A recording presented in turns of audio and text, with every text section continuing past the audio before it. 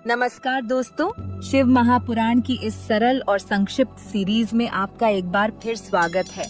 हम जानते हैं कि आपकी दिनचर्या व्यस्त है, इसलिए हम कम समय में आपको सनातन धर्म का सार देने का प्रयास कर रहे हैं।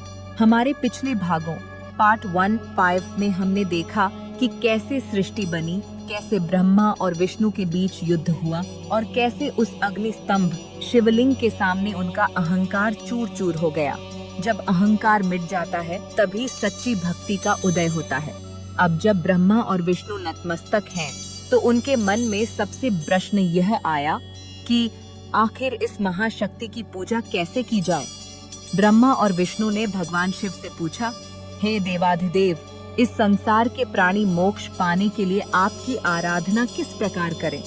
तब भगवान सदाशिव ने स्वयं पूजा का वह गूढ़ रहस्य बताया जो विद्येश्वर संहिता का प्राण है।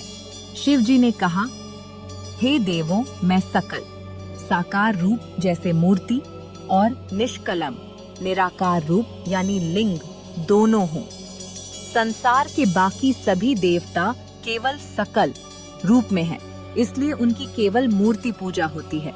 लेकिन मैं परब्रह्म हूँ, मेरा कोई आदि अंत नहीं है, इसलिए मेरी पूजा लिंग रूप में सर्वश्रेष्ठ मानी जाती है। दोस्तों, लिंग का अर्थ है चिन्ह या प्रतीक। यह शिव की निराकार शक्ति का प्रतीक है। फिर शिव जी ने पूजा की सबसे सरल विधि बताई। उन्होंने कहा कि मुझे प्रसन्न करने के लिए बड़े बड़े यज्ञों की आवश्यकता नहीं है, केवल भक्ति भाव ही काफी है। शिव पुराण के अनुसार शिवलिंग का अभिषेक जल, दूध, दही, घी, शहद और शक्कर पंचामृत से करना चाहिए। लेकिन जो वस्तु मुझे सबसे अधिक प्रिय है वह है बेलपत्र।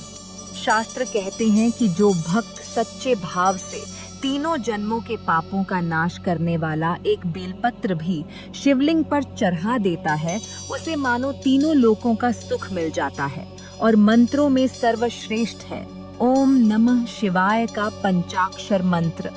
और दोस्तों, इस संहिता में सबसे ज्यादा महत्व जिसका बताया गया है वह है पार्थिव शिवलिंग, मिट्टी के शिवलिंग की पूजा।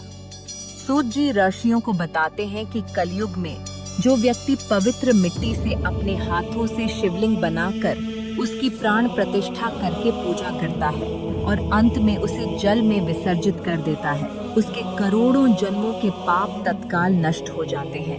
यह मोक्ष का सबसे सरल मार्ग है। तो दोस्तों, यह थी शिव पूजा की सरल विधि।